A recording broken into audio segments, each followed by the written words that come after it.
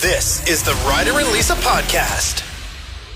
You saw some pictures from last night's Amazing Race Canada finale. You have a hatred, a deep underlying hatred with Hunter, Yeah, he's great with kids, but him and I don't get along. the Oilers mascot. If I had the chance to fist fight him in a parking lot, I would. You actually think he's like a little bit rude.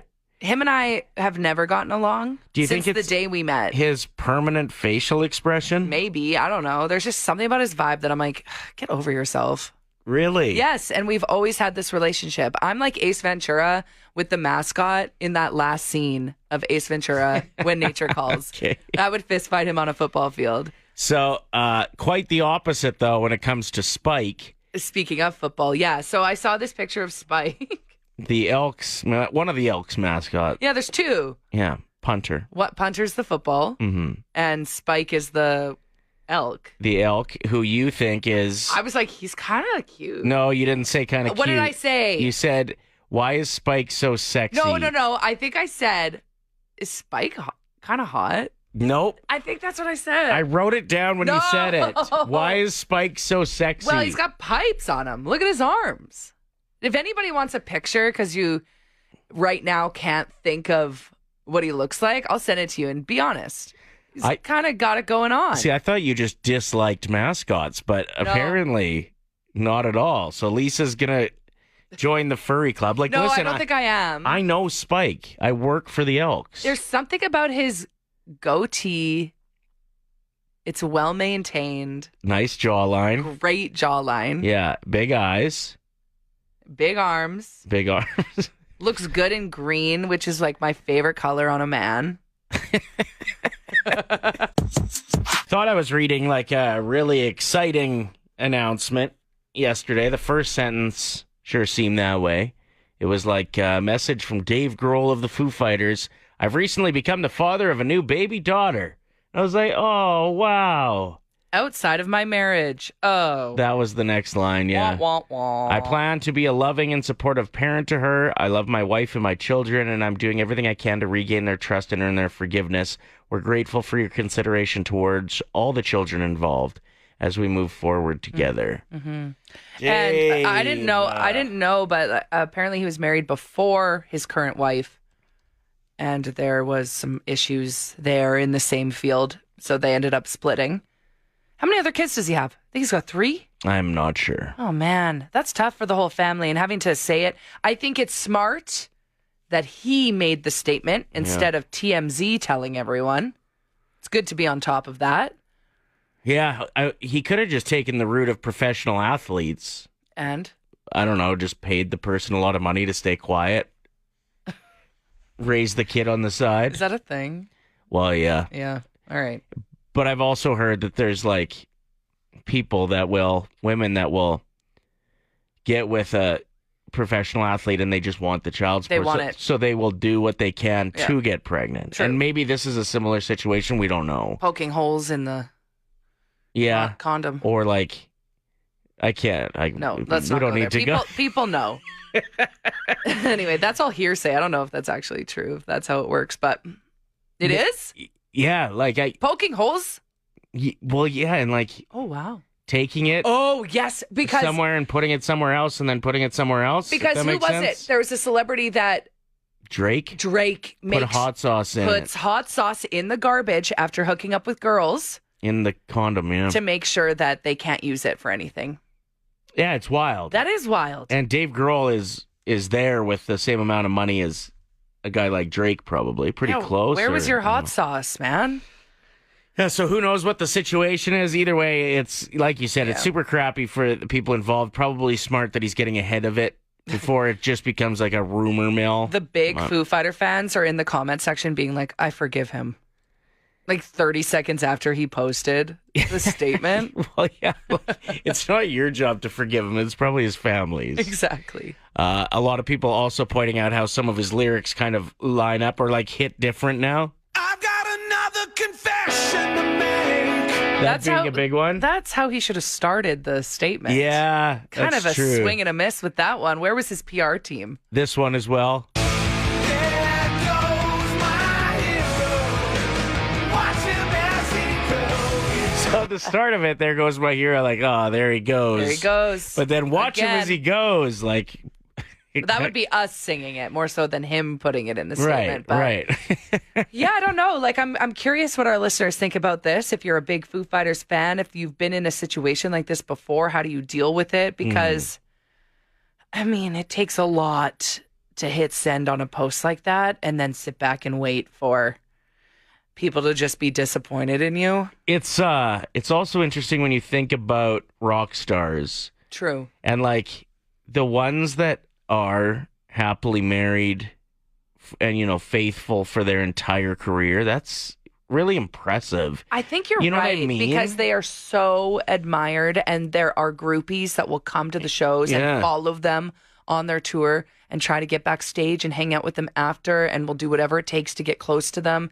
And being the partner in that relationship, you have to be so confident. Or maybe, I bet a lot of them have a situation where there's just an agreement that go for it. But if you get to, so do I. Just don't get anybody pregnant. Oh, whoops. Sometimes you hear they're making a sequel to a movie that you loved and you're like, just please don't wreck it. You know? Mm-hmm. But I think if there's enough separation, then the excitement about the potential of the second movie is worth, even if it doesn't go great, it's worth it. Like, to me, Happy Gilmore 2 is in production.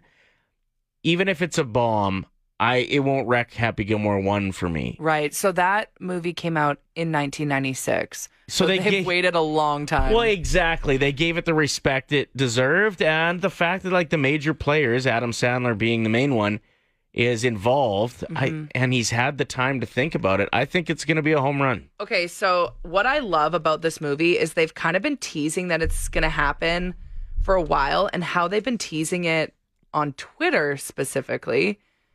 Christopher McDonald, who plays Shooter McGavin, has been trolling Adam Sandler, being like, let's get back out there. Like, I want to show you how it's done. And so the lead up of that has been incredible. So the fact that Christopher McDonald will also be Shooter McGavin in Happy Gilmore 2 brings me so much joy. I never watch movies like more than once, other than that movie, pretty much. And threw it on the other night again, and there's so many hilarious lines. Like, I've seen Happy Gilmore 1 probably 25 times. Right. And it still cracks me up like the first time I've seen it. So, yeah, just the characters involved, the whole situation of, like, this party animal hockey player who gets really good at golf. It's just a funny concept. So apparently, I'm just reading here that when Shooter McGavin, the actor, was tweeting about it and trolling, apparently they made him sign an NDA because he leaked information. Like, people weren't supposed to know or be teased that Happy Gilmore 2 was about to happen. Oh, so he, like, wrecked the announcement. He's like, I kind of leaked it out a little bit. My bad. That's hilarious. Wow. I wonder if the second one will have as good of quotes as the original. It's so hard to have a quotable movie these days. You can't set the bar that high, I don't think. But what happened to quotable movies? Is that a thing of the past? Like, I hope that Adam Sandler and his team can bring back quotes from movies. When is the last time? Like A Price is Wrong? Exactly. Yeah. Anchorman? My fingers hurt. Exactly. Well, your back's going to hurt because you just pulled landscaping duty. Anybody else's fingers hurt? There's so many I wonder quotes. if Ben Stiller's going to be back. Oh. For sure he will be. 100%. His character was hilarious in that movie, too. Anyway, Happy Gilmore 2 in production. It's coming to Netflix, by the sounds of it. Do we have an actual release date? No, I think that, like, if they're still filming it, we have no idea. It's Ryder and Lisa's 1K Wordplay. Brought to you by Out of Bounds Restaurant. We are joined by Texter 107, Di, grade 8, Di, or what? Yeah, no, grade 9. Grade 9. Shout out to the school that Di goes to, Vinny Ridge. Vimy. Vimy Ridge. Anyone else that's rolling to school? If you see Di in the hallways, I'm in my carpool. you're in a carpool right now. All right. So let's get this over with so you can get to school. How the game works, Di, you're going to choose a teammate. They're going to leave the studio. They will not hear round one. You'll have 25 seconds to tell the other host the first word that comes to mind. When they give you 5 words, we'll invite your teammate back in. For every word that matches with yours, it's $25 in your pocket. If all 5 match, you're winning $1,000. Who's your teammate? We're picking Lisa. All right. I love the team effort. We are picking Lisa. All right. What happens here if you have an answer, but somebody in the car with you has a different answer? What are you going to do? Go with your gut? Yeah. All right. I'll take input, but... All right. Remember, we only got 25 seconds, okay? Okay. I'll start the timer after I give you the first word. And the first word is jacket. Coat. Ranch. Dressing. Athlete. Sports. Ribs. Food. Tent. Say again? Tent. I can't hear you. Tent. T-E-N-T. Tent. Camping. All right, just in time there. Well done. And some great answers, man. You're going to win some money. That is for sure. Welcome back, Lisa. Oh! He crushed it. Okay. I always have faith in our Young players? young contestants are always bringing it. I love it. Does it kind of mean we line up mentally with like 13-year-olds? Yeah, I'm okay with that. Yeah. Sure. All right, Lisa, let's do this. Okay. What is the first word that comes to mind when I say jacket? Coat. Woo! 25 bucks. I thought you were Die. going to say cold there for a second. Oh, no. No. Athlete. Sports? Yes.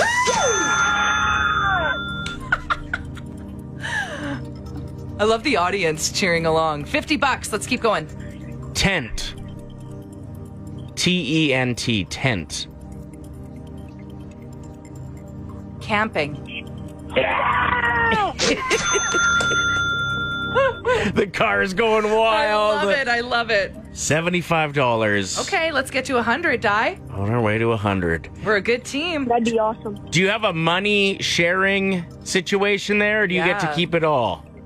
Yeah, we split it between the 3 kids. Oh. Good stuff. Oh, man. Okay, we got to do better than 75 then. Yeah.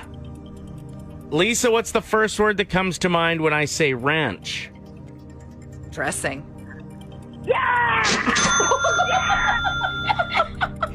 What a game! Holy, we're at $100. We have one more word. If we match, you and your 2 buddies are splitting $1,000.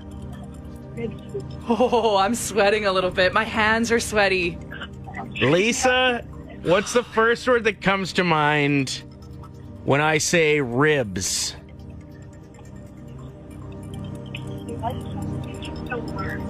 Oh. I want to get this done so bad, but there are 2 words that I'm thinking of. Meat. Oh, no! What is it? Food. Oh, I was going to say barbecue. Oh, I wasn't. Oh, no. Di, you picked up $100 with Ryder Lisa's 1K wordplay. I'm sorry we couldn't get it done, but it's better than the wall of shame. Yeah, thank you. Aw, Much better than the wall of shame. $100. I'm upset about this. I thought we could get it done, man. When I read ribs, I was looking at you and I was like, I don't know if there's another word here. Like food seems like the answer. Was my but answer bad? I need to hear from the text line. No, meat's okay, and so is no. barbecue. But yeah, barbecue's a really good answer. It went from the cheering, the crowd, Yeah. the support to silence in the car. I feel terrible. To tears. You made a bunch of kids cry. Oh, great. Congratulations, Lisa. Been dealing with a squirrel. Let me break it down for you. A couple years ago, I had a squirrel in the attic, tried to trap it for a while, didn't work. Eventually had to use alternative options. I don't want to know about it. Okay, poison. Ryder. Well, I had to for people that did want to hear about it. Anyway, it's been a couple years, all good. I can't figure out how to patch the spot in my attic where I think they're getting in. Yeah, where even is that on the... It's where the bathroom fan is, where it leaves. So it's like way up, and I have a really steep roof. And you don't have an attic that you can walk in. Correct. A lot of people are texting in saying if you play loud music right up against the attic or in the attic, they won't want to live there because it's annoying. But my fear is we're going to play awesome bangers, and then he's going to invite all his buddies over, and they're going to be having parties and like playing pool and smoking cigarettes up there. Yeah, exactly. So I don't know if that's a good option. Is the slingshot appropriate? I don't know. I don't think so. But it was suggested as well from a couple texters being like, "That's what worked for us." But I don't like that. Okay, just let him live. Like, he's living rent free. I understand. It's a nice warm spot. Okay, hold on. It's a great Airbnb. What if it was a rat? I just want your opinion. Would the slingshot be an appropriate move if it was a rat? See, it's just a rat with fur. It's fuzzy, so it's cute. Mm-hmm. But if it wasn't fuzzy, it would just be a rat. Yeah, like if you shaved it, I'd be like, get rid of that thing. Slingshot that thing. You can expect to see new AirPods 4. On September 20th. And they got some pretty cool new features. Apparently, if you just shake your head, it will hang up a phone call. If you nod your head, it will answer it. Awesome. But that's not all. They double as clinical grade over-the-counter hearing aids for those who need them. Apparently, there's 1 billion people living with mild to moderate hearing loss. So they'll boost the frequencies so sounds are clearer and more vibrant to your ears. Amazing. But would that mean you'd be wearing them like all day, or do they mean... Yeah, that's the thing. Like, if I see somebody wearing them, I won't talk to them. Yeah, because wait a I'm minute. like, they're listening to music. You know what I mean? This is kind of confusing because a lot of people will wear them to avoid conversations. Right. They don't want to hear more of you. I remember like 20 years ago, I was at an HMV with my ex-girlfriend and we saw George LaRock. Wow, really aging yourself right now. I was like, "Whoa, that's George LaRock." And she's like, "Oh, no way." And she was from Quebec. So she went up and tried to speak to him like in French. She thought it would be cool that they'd like connect, but he had headphones in. So he just ignored her. It was like the cringiest thing I've ever seen in my life. And at that moment, I was like, I will never speak to somebody with headphones in. Right? I always worry about that when I'm doing yard work and stuff and headphones in. If the neighbor's saying hi and I'm just not responding, I look like such a jerk. And at the gym, when somebody will walk up while you're working out and listening to music and start talking to you, and you're like, "Oh my god, okay, hold on a second." This is just a strange move, in my opinion. I get what they're doing. Affordable hearing aids sounds amazing, but it is doing the opposite of what people wear headphones for. You ever left anything awkward or uncomfortable in a hotel room? Oh, I don't think so. I pack light. Have you? It seems like you're guilty in a sense. Just my dignity. Yeah, right. Hotels.com revealed some of the most unusual objects left behind in hotel rooms around the world. Let's hear it. A pet lizard. Oh, poor thing. A Rolex watch. Poor thing. Rich. Imagine losing that. A car tire. Oh. Don't know why that ended up there. I mean, that would be a place to leave it, because if it's just in the way, maybe it's got a hole in it. Oh, yeah. Done with it, don't know where to throw it out. Yeah. Leave it in the hotel room. That's a great idea. And 2 full leg casts was one of the stranger things that I saw on the list. Were they cut off in the hotel room? They leave the saw behind, too? The debate went last night in the States between Trump and Harris. Mm-hmm. Which was a much better debate than Trump versus Biden a few months back, which was a train wreck. Yes. I thought actually both Trump and Harris made some pretty valid points. I know. Yeah, I noticed that too. There were a lot of unhinged moments as well, though, but I think that that's inevitable.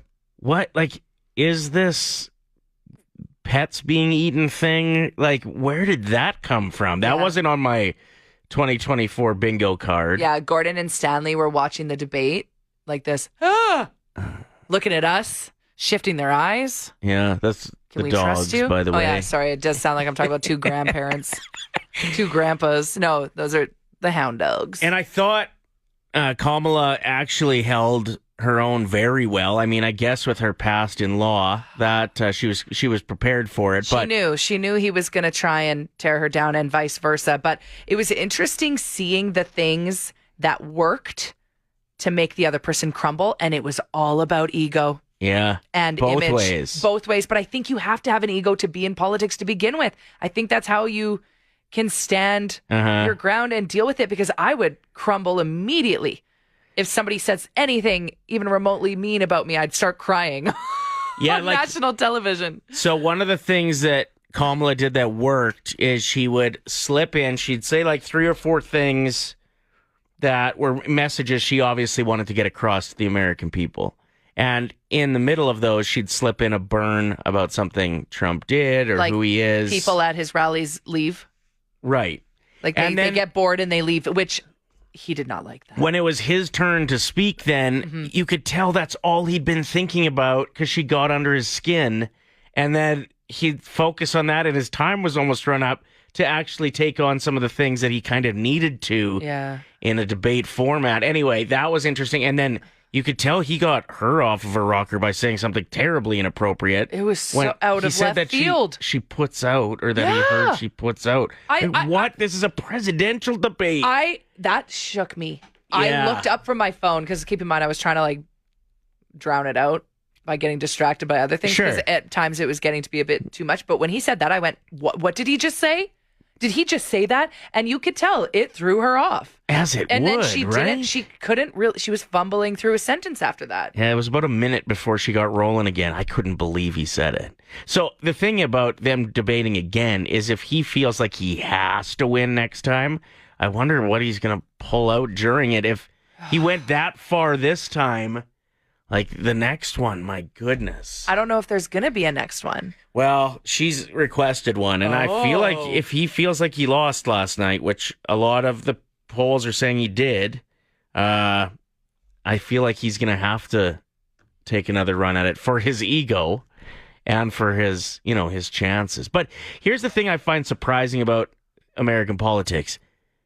Hasn't everybody already decided? Yeah. Like both. Is somebody going to change their mind watching that, or are they just rooting for the person that they're rooting for? And both options are so vastly different. Is there many people in middle ground? And I guess some of the elections have been that close that you need to sway that middle ground vote.